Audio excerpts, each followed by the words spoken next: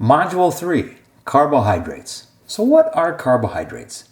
Carbohydrates are simply molecules that contain carbon, oxygen, and hydrogen atoms. So we put those carbon and oxygen and hydrogen atoms together in a specific manner, and we come up with a carbohydrate. Anything that is organic contains carbon in the chemistry world. So carbohydrates are organic substances, thus they contain carbon. So where do we get these carbohydrates from? Well, if we eat any plant materials or we eat animals that ate plants, then we are getting our carbohydrates. And where do the plants get it from? Well, they get it from photosynthesis and the sunlight. Plants are important because they do provide us with fiber, lots of vitamins, and of course phytochemicals. So how do we classify carbohydrates? The first of which is very simple. So simple carbohydrates, these are going to be the monosaccharides. Monosaccharides are single molecules of sugar. And as you can see in the bottom right-hand corner of your screen, this is glucose, a monosaccharide, and it is a molecule that contains one ring. Glucose is probably the most abundant carbohydrate in nature. However, what's interesting is that it rarely exists just as a monosaccharide. As we'll see, we can actually take monosaccharides and put them together and make much larger types of carbohydrate. The brain is a huge consumer of glucose, and central nervous system needs about 120 to 130 grams, arguably, of carbohydrate each day of glucose in order to function properly. In a hospital setting, you'll typically see glucose as dextrose. And in the blood, we usually have about 2 to 3 grams of glucose floating around in the plasma for an equivalent of value of about 12 kilocalories. The next monosaccharides, galactose and fructose. Galactose is again a monosaccharide that's found in milk products and in lactose, as part of lactose, as we'll see what that is in a few slides here, as well as fructose is found in some fruits and vegetables. It's also found in the very highly controversial high fructose corn syrup, which is commonly used to sweeten up soft drinks and candies and jellies and desserts. Once again, these monosaccharides have a single molecule or single ring-like structure here. And that's why they're considered simple carbohydrates.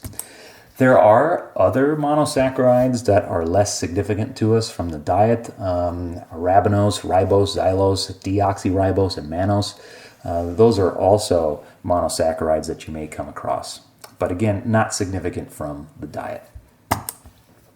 Now, we can take those monosaccharides and we can put them together to form what we call disaccharides. So we take two individual monosaccharides, put them together, and we come up with a disaccharide. And there are several of these.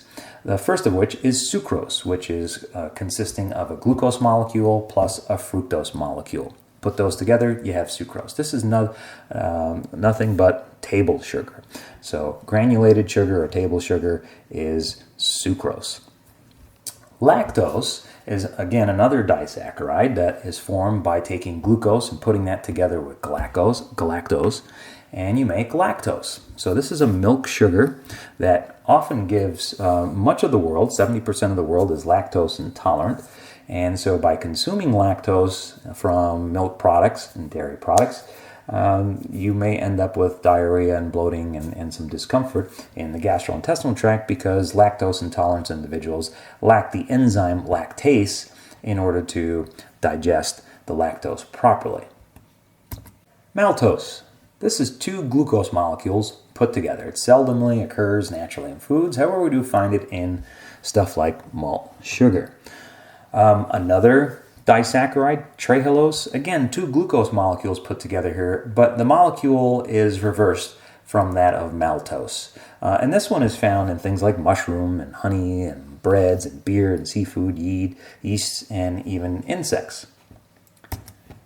So then we move on from the simple carbohydrates to complex carbohydrates. Now this is where we take those monosaccharides and disaccharides and we put them together to make even bigger structures. So anywhere from 3 to 20 monosaccharide molecules put together forms a complex carbohydrate. And the types of substances that fall into this category are maltodextrins, corn syrup, high fructose corn syrup, and some of the more common ones that we find in the diet are going to be raffinose and stachyose, which come from dried beans, peas, and lentils, and typically are responsible for the flatulence that we experience when we consume these foods. Polysaccharides. These are even bigger structures. More than 20 monosaccharide molecules put together forms polysaccharides. So the first example of this is going to be starch. Starch is the way that plants store glucose for later use. So you put a whole bunch of glucose molecules together, more than 20, and you'll make starch. We find starch in grains like wheat, rice, corn, oats, millet, barley. Legumes have them. Tubers have them like potatoes, yams, and cassava. They provide a moist and gelatinous texture in food if you're interested in food science. Amylose and amylopectin are probably the most common types of polysaccharides or starches that you'll find.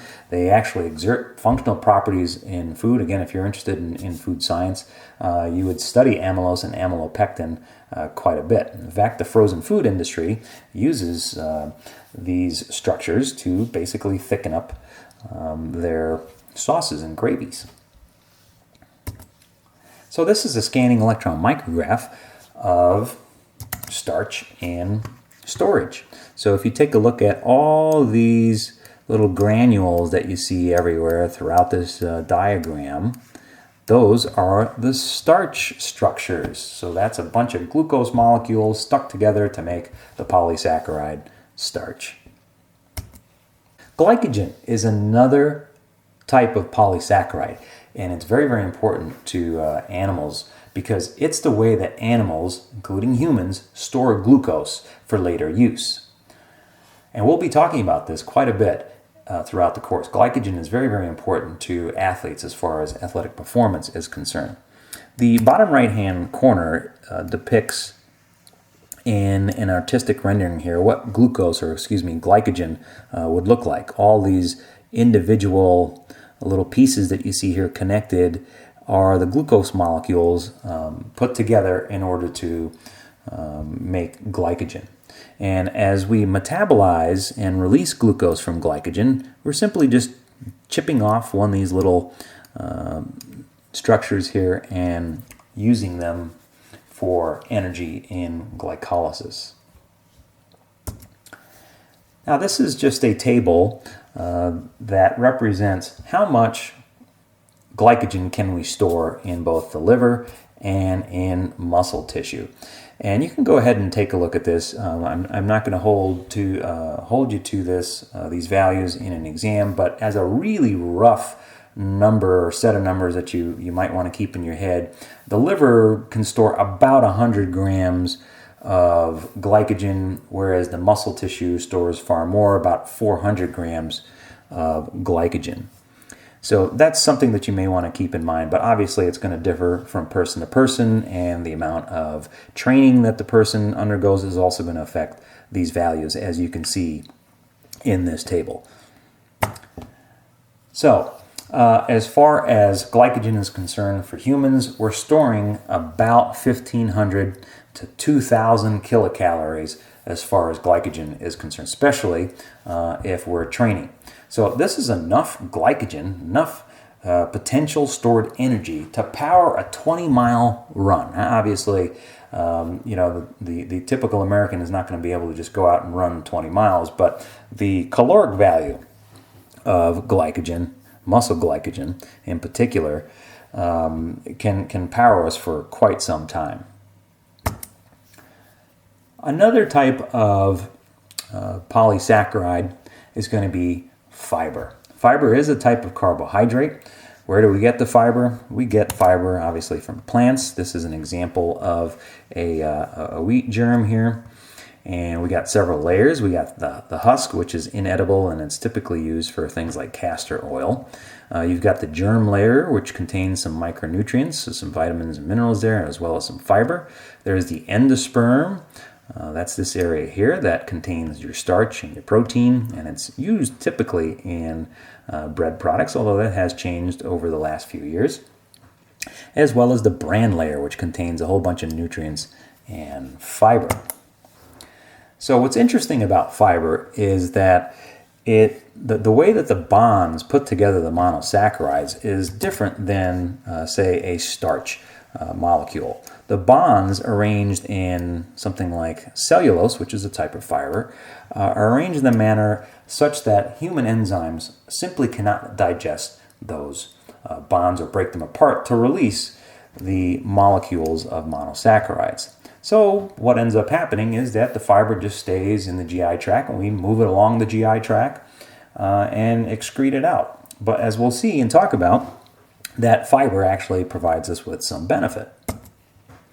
So there are several different types of fiber. There's soluble and insoluble. And soluble just means that it's going to dissolve in water, whereas insoluble means that it's not going to dissolve in water. So there are various sources of these types of fibers, as you can see here. And the important part to remember is that when we eat fiber, we're actually getting a combination of the two. Some foods do have more of one over another, but in general, you're getting a good variety of both soluble and insoluble fiber. So what are the functional properties of these? As far as soluble fiber is concerned, this is a viscous type of fiber. It will form gels, and it can actually decrease nutrient absorption. Of course, it's not digestible by the gastrointestinal tract, and it does get fermented by colonic bacteria in the large intestine. The key point here to remember is that soluble fiber helps protect us against things like diabetes and cardiovascular disease. It also protects us against neoplasm inhibition, so the development of cancer. So those are really important points to remember about soluble fiber.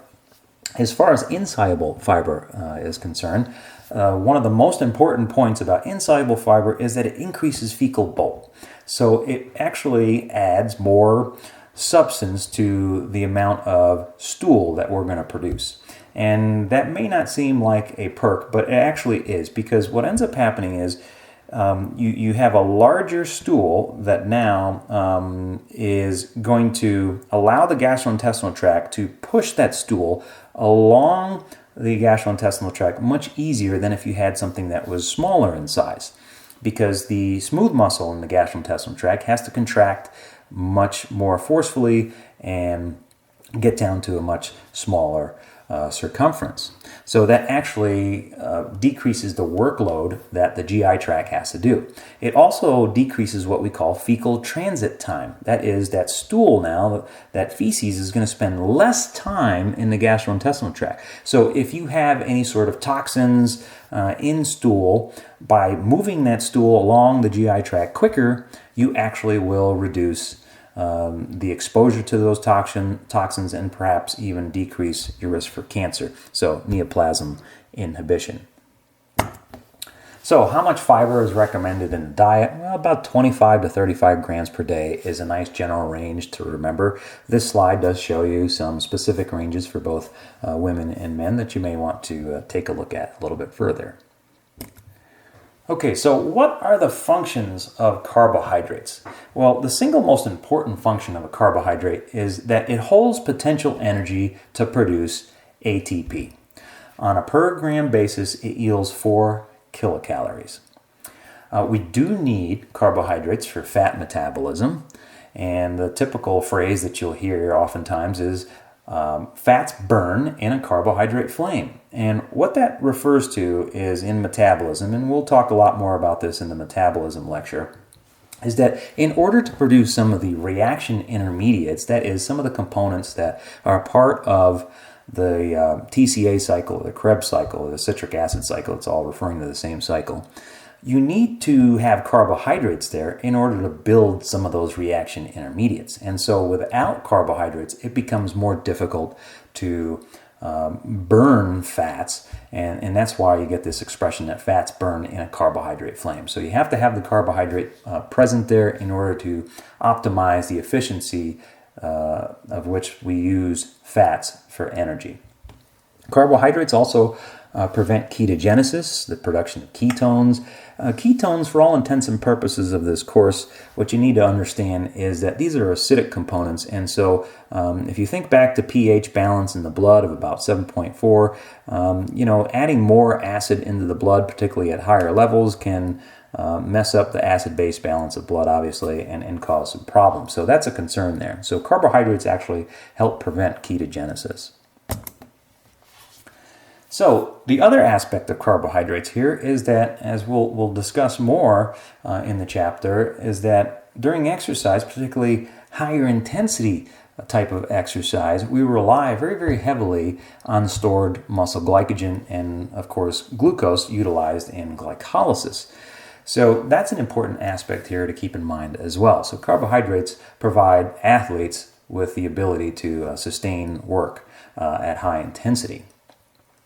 So the other issue here with carbohydrates is that as an athlete, we want to try and preserve our muscle mass. And by having carbohydrates in the diet, we actually help prevent protein degradation in the muscle as well. It's also the primary energy source for the nervous system as well as red blood cells. So those systems are taking advantage of carbohydrates as well. So how are carbohydrates put together and taken apart in the human body? Well, if we are talking about putting things together, that's the assembly of carbohydrates. And the way that happens is through what we call condensation reactions. And this is simply with this diagram down here in the right-hand corner. If we take a glucose molecule and a fructose molecule, and we want to combine these two to make a disaccharide, what we end up doing is taking a hydrogen atom off of the glucose here in this example, and taking a hydroxyl group, that is a oxygen and a hydrogen grouping atom here from the fructose, we bring those together to make water. And so when you do that, that ends up putting together these two monosaccharides to make sucrose. So that's a condensation reaction. The bond that is formed between these two is called a glycosidic bond. In order to take things apart, so to disassemble a disaccharide in this example, we perform something called hydrolysis. And this is basically the opposite of condensation. This is where we take a water molecule and basically add it to our disaccharide. In this case, we're looking at maltose here. And so by adding water, we're splitting that disaccharide into the monosaccharide. So we end up with glucose and glucose, two glucose molecules here. Moving on to digestion. So let's talk about how digestion happens for carbohydrates. Well, as with everything, all food substances, we begin digestion in the mouth. And through the process of mastication, that is just chewing, we are going to break apart those food materials into smaller and smaller bits so that we can increase the surface area for digestion, which would allow us to get down to the simplest form. And in this case, the point of digestion with carbohydrates is to get down to the monosaccharides. That is glucose, fructose, and galactose. So, in the oral cavity, we have the secretion of saliva from several glands, the parotid gland, the sublingual, and the submandibular. All release saliva. And what is saliva? Saliva is mostly water, and it's designed to moisten up food so that it can pass more easily through the GI tract. However, there are other substances that are released in saliva. We have electrolytes that are released, sodium, potassium, chloride. We have mucus that is also released to coat and lubricate the food. We actually have immune cells. Immunoglobulin A is released to protect us against viruses and bacteria that exist on our foods. We also release an enzyme here as far as carbohydrates are concerned. Salivary alpha amylase, it's also called ptyalin. This begins the process of breaking apart that carbohydrate. It will break apart starches into glucose, maltose, and oligosaccharides.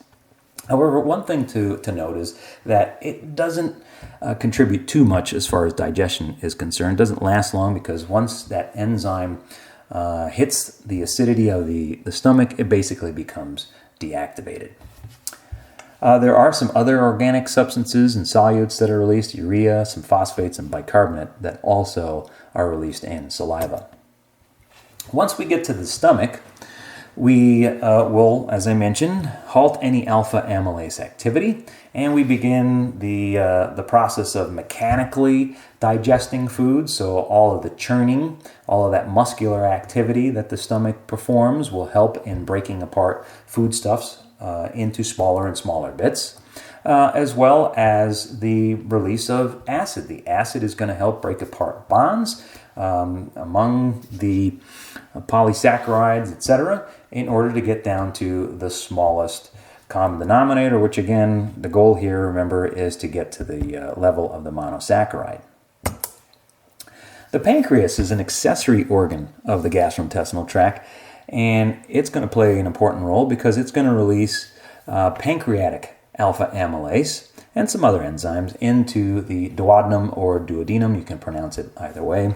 The duodenum is the beginning part of the small intestine, so it's going to release alpha amylase to, again, further digestion of carbohydrates.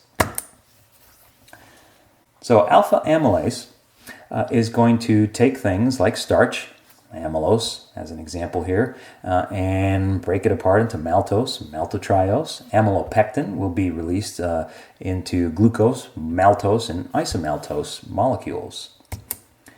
We also have disaccharidases. Disaccharidases are enzymes. These are enzymes that hang out on the intestinal walls of the small intestine, on the villi. And so they are very, very specific for different disaccharides. So sucrase. Sucrase is a disaccharidase that is responsible for digesting sucrose into fructose and galactose. Maltase. This is the enzyme that is responsible for taking maltose and maltotriose and releasing glucose molecules. Lactase. This is the enzyme that's responsible for taking lactose and breaking it apart into galactose and glucose. Remember the point of digestion here. It's to get down to the level of the monosaccharide, so the simplest form of carbohydrate that we can possibly get. We also have other disaccaridases that play less of a role simply because we have less of these in the diet, but we have trehalase, which takes trehalose and releases glucose. We also have isomaltase, which again releases glucose, and some enzyme complexes that all help to get down to the level of the monosaccharide. In the large intestine, by this point you've already digested everything and you're trying to absorb and you filtered out everything that you want. And so the role of the large intestine with carbohydrates basically revolves around the fiber that's present that could not be digested. So in the large intestine, we have the microflora, or the resident bacteria. These are the friendly symbiotic bacteria that we have living in our large intestine that provide us with a lot of benefit. And some of the things that the resident bacteria do, or they're going to have a little party on the fiber. So they're going to ferment the fiber and they're going to produce things like lactate, which can be used by the liver for energy. They will also produce short chain fatty acids. So these are just fats that like acetic and butyric and propionic acids that are actually used by the gastrointestinal tract for energy purposes. We also have a byproduct here of hydrogen and carbon dioxide gases, as well as methane. So how do we absorb carbohydrates? So the absorption now is taking those simple carbohydrates, so those monosaccharides, and bringing them across the gastrointestinal tract wall, so into the enterocyte, which is the cell of the gastrointestinal tract, and then internalizing that into the bloodstream. This is one of my favorite diagrams because it does show you that the GI tract is this long tube that basically has different sections where specific nutrients are absorbed. And what's interesting to note is that in the small intestine, so that's the duodenum, jejunum, and ileum, this is where most of the absorption is going to take place. Yes, we do get some absorption in the colon of specific substances like sodium and potassium and some water and some vitamin K that are formed by the resident microflora. But the bulk of absorption is going to happen in the small intestine. So how do we actually get substances out of the lumen, that is the space of the gastrointestinal tract, across the villi into the enterocyte and then into the bloodstream? Well, we've got a few different mechanisms to do that, and so I just want you to very simply understand that we've got two basic mechanisms here. We have what's called facilitated diffusion, and the important part to remember here is that this does not require any energy at all. So it doesn't require the substance adenosine triphosphate, which is what energy is.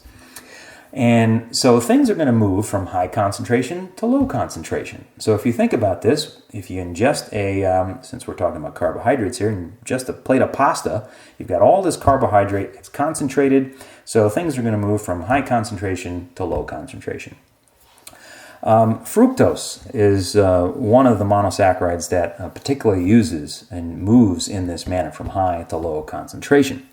It uses the GLUT5 transport protein, and if you remember back to Michaelis-Menten kinetics, this is a Km value of 6, which is about a moderate value. So that would make sense if you're in this category. It's going to take a much higher concentration in order to get this transport protein to transport fructose across the gastrointestinal tract cell, the enterocyte, and get it into the bloodstream. So that means it's going to be more slowly absorbed compared with glucose and galactose.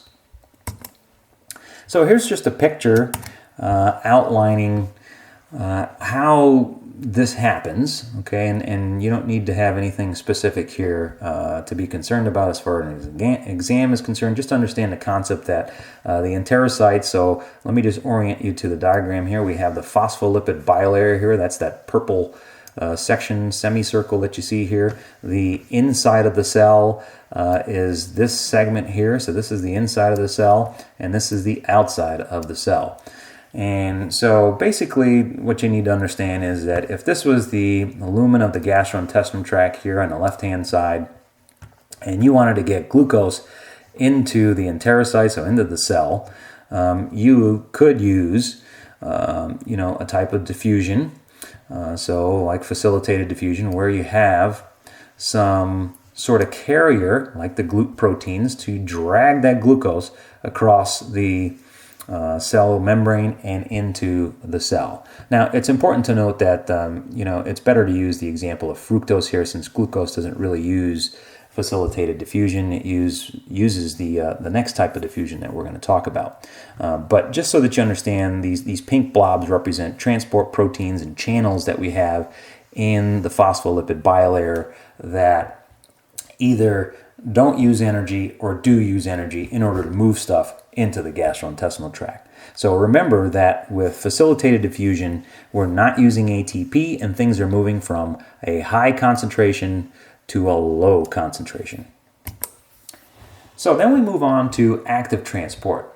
Difference here, again, active transport, it needs ATP in order to run. So we have to have adenosine triphosphate in order to make this transport of glucose and galactose happen. And the way that this is going to happen actually involves also sodium. So the sodium has to be attached to the monosaccharide in the lumen of the gastrointestinal tract space before you can actually attach it to the transport protein. The transport protein that drags glucose and galactose into the enterocyte is SGLT1. So you add sodium to the glucose or the galactose monosaccharide molecule, and then it binds with the SGLT1 transport protein, and that drags it across the enterocyte phospholipid bilayer membrane so that you can internalize it. The maximal absorption rate of this is about 50 to 80 grams per hour in a 70 kilogram person. So this diagram kind of outlines for you a little bit what we just talked about, although the SGLT1 transport protein is not there. This is just a sodium-potassium pump that we're looking at here, again with the phospholipid bilayer in purple. And essentially what you would do is you would pump the sodium out of the enterocyte into the lumen of the GI tract so that you can allow that sodium to bind to the glucose or galactose, and then that would bind to the SGLT1 transport protein, which then would drag that glucose into the cell. Now, this is a process, again, that requires the use of ATP. This is a nice summary slide of basically what we just talked about as far as digestion is concerned. And remember that the point of digestion is to get to the simplest common denominator, and that is the monosaccharide. So we have fructose, glucose, and galactose. That's how we like to absorb carbohydrates. So if we start at the top here, we took this really large polysaccharide, and via enzymes and the acid and the mechanical digestion that occurs in the gastrointestinal tract, from stomach contractions, from segmentation, passing along the partially digested food materials through the GI tract that breaks up particles further and further and further, and so then eventually you end up with the monosaccharides, and you're able to absorb these monosaccharides across the enterocytes. So the next question is, where are these monosaccharides going once you absorb them into the enterocyte? Well, they are dumped into what's called the hepatic portal vein.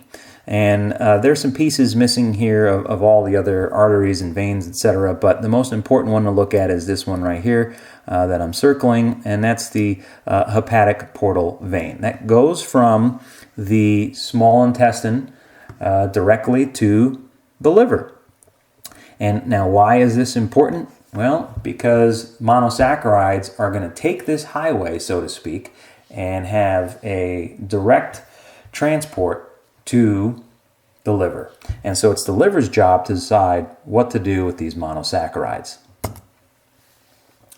So we use facilitated transport to get these monosaccharides into the liver, and the transport protein here is the GLUT2 transport protein. It has a fairly high Km value of 7 to 20 millimoles per liter. So if you think about this from our lecture from Module 2, we need a higher concentration here. And that's exactly what we get when we eat carbohydrates and absorb the carbohydrates. Those monosaccharides are in higher concentration. Therefore, you're going to send more of these monosaccharides to the liver for processing. Now, one thing to note is that once you get into the liver, so once the monosaccharides get into the liver, so fructose, galactose, and glucose, what happens, interestingly, is that fructose and galactose get converted into glucose. And the main reason for that is because fructose and galactose aren't directly hormonally regulated by insulin. So if we want to control the level of glucose in the bloodstream, we've got to convert anything that's not in the form of glucose into glucose in order to have some sort of regulation. Now, it's important to note also that we do have some fructose, some galactose in the bloodstream, but those values are negligible. So what happens next? Well, the liver is going to take its fair share of glucose and store that glucose as glycogen. Remember, we're going to store about 100 grams. And so we've got glycogenesis going on here. So the way that it does that is via an enzyme called glucokinase. Now, it's important to remember that this enzyme, glucokinase, is different from the one that exists in muscle. In muscle, this enzyme is actually hexokinase, and that will dictate the function of how glucose is shifted around in whether you're talking about liver or muscle tissue. So glucokinase is in the liver, and its role is to phosphorylate glucose. Now that fancy word just means that you're going to tack on a phosphate onto the glucose. And so we do this because what we try to do is change the way that glucose looks. And if we change the way that glucose looks, then we'll allow more glucose to be put away as glycogen. If we simply kept glucose as glucose entering the hepatocytes or the liver cells, then you would actually back up the amount of glucose and not allow glucose to be put into the cell. So by changing it into glucose 6-phosphate, you actually maintain the concentration gradient of high to low, and you add more glycogen to your glycogen source. So it has a fairly high Km, for glucose, so 5 to 8. So when there's a lot of glucose being pushed into the liver, then you're going to put a little bit more as glycogen in the liver.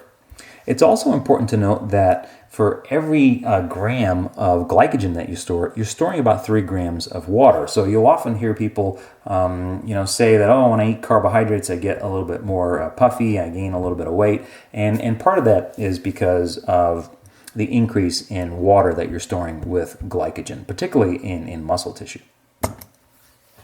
So the liver also is going to use some of that glucose to perform its energy needs. So it's going to take some glucose and use it in glycolysis and in the oxidative cycles and make ATP so that it can do its job.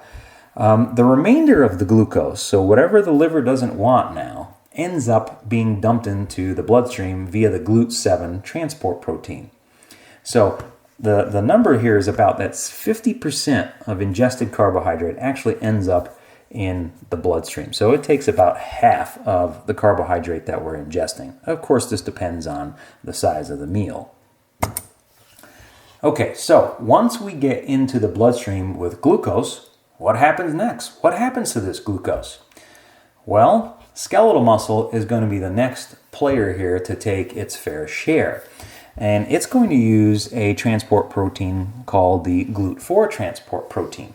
And it has a arguably low to moderate km value. So it's going to have pretty decent affinity for glucose. So the important thing to note here too, and we'll discuss this in a few seconds here or in the next slide, is that this is the only GLUT transport protein that's actually sensitive to insulin. So in other words, when insulin is released, the GLUT4 transport protein is going to drag glucose into the muscle cell. And so that's an important point to keep in mind here.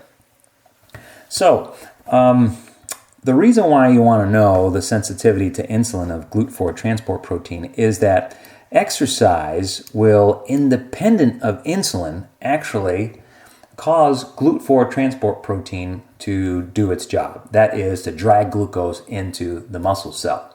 Now, why is that important? That's important because when you're trying to regulate blood glucose, for example, in patients who have diabetes, you could do this independent of having insulin. So oftentimes these patients are taking more insulin than they already are producing to try and squeeze more of that glucose into muscle cells. And so by using exercise, you can actually cause more glucose to be taken up into muscle cells without actually having to increase the insulin dose. So let me just show you a diagram here on the next slide that will illustrate this. Okay, so let me just orient you to what we're looking at here. This right angle that you see here that I'm drawing a red line on, that is the phospholipid bilayer membrane. Here is insulin represented as IN. This is the insulin receptor that binds insulin at the level of the phospholipid bilayer. This is a channel protein, so this is the GLUT4 transport protein that drags glucose into the cell. So typically when glucose concentrations increase in the blood, then insulin is released and it binds to the insulin receptor, and this causes the translocation of GLUT4 to the cellular membrane, and thus we can get glucose to be dragged into the cell. However, as we just discussed, I can do this independent of insulin by simply exercising. So what ends up happening is during muscular contractions, as you may recall from your physiology lessons, calcium is released to trigger skeletal muscles to contract, to get that sarcomere shortening. And so that same calcium will stimulate these GLUT4 transport proteins to translocate to the periphery of the cell and drag glucose in so that you can then, using hexokinase, which again phosphorylates the glucose so that you get glucose 6-phosphate, and you can utilize it either to store glucose as glycogen, that's represented here by GLYC, or use it for energy and produce ATP. So that's kind of a neat concept to keep in mind if you're working with patients and or athletes who have diabetes. they can regulate their glucose concentrations simply by the amount of exercise activity that they perform. So in muscle, when we're dragging in this glucose, we want to store that glucose as glycogen. And that's what we call glycogenesis. So we're storing that glucose as glycogen. And again, as I mentioned earlier, we're going to store 3 grams of water with every gram of glycogen that we store. The enzyme hexokinase is going to phosphorylate that glucose. Again, that just means that we're adding a phosphate to the glucose so that we change the way that it looks and so that we maintain the concentration gradient and so that more glucose just keeps coming into the cell. If we didn't do that, if we didn't convert glucose into glucose 6-phosphate, it would shut down the system fairly rapidly and you wouldn't store as much glycogen. Now, with that said, the amount of glucose 6-phosphate can inhibit the enzyme hexokinase.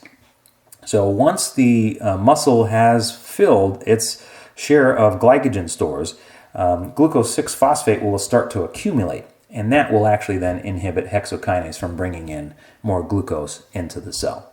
So after the muscle takes its fair share of glycogen, it can use some of that glucose that was just consumed and brought into the cell as energy.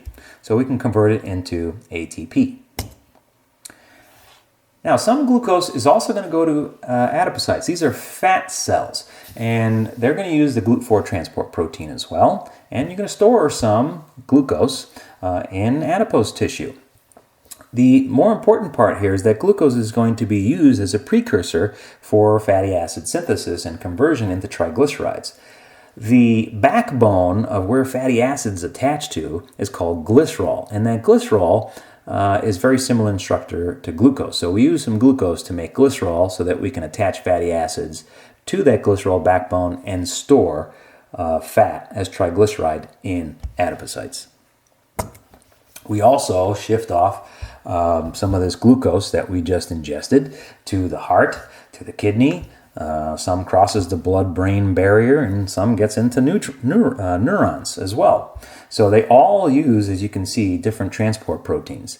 Can you think back to the Michaelis-Menten kinetics chapter and relate the Km values here to how quickly or how much glucose these organs would be taking up? So how do we maintain blood glucose levels? Well, the normal concentration of glucose in a fasted state is about 70 to 100 milligrams per deciliter.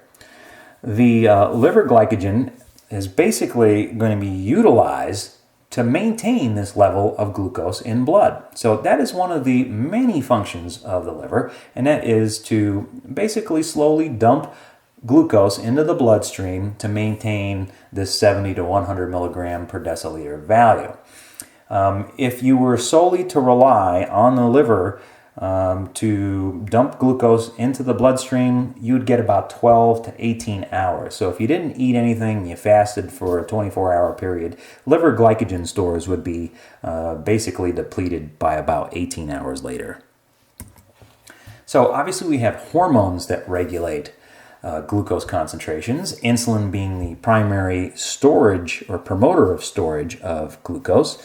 And what releases insulin during feeding are the incretin hormones. This is GIP and GLP-1. These are hormones that actually will be released in response to the presence of carbohydrate in the gastrointestinal tract. So they stimulate the pancreatic beta cells to produce insulin and release insulin into the bloodstream to prepare for the glucose absorption that's about to happen. Insulin promotes glycogen storage, as we have seen, in both the liver and muscle tissue and of course some other organs. And it's also going to promote glucose uptake from bloodstreams into many of these tissues, as well as convert any excess glucose into triglycerides. It will also inhibit glycogenolysis. Glycogenolysis is the fancy way of saying glycogen breakdown. So that would be reversing this process. Glucagon is the opposite of insulin. Insulin, if you want to attach a phrase to, is basically a storage hormone. And glucagon is a breakdown hormone. So when glucose levels are dipping down towards that 70 milligrams per deciliter value, then glucagon levels start to increase. And basically what's happening here is that you're going to stimulate glycogenolysis. So you're going to stimulate the breakdown of glycogen in the liver as well as in muscle cells, and inhibit glucokinase, particularly in the liver, to form any new glycogen. So you don't want to be performing glycogenesis when you're trying to maintain glucose levels using the glycogen that you've stored in the liver.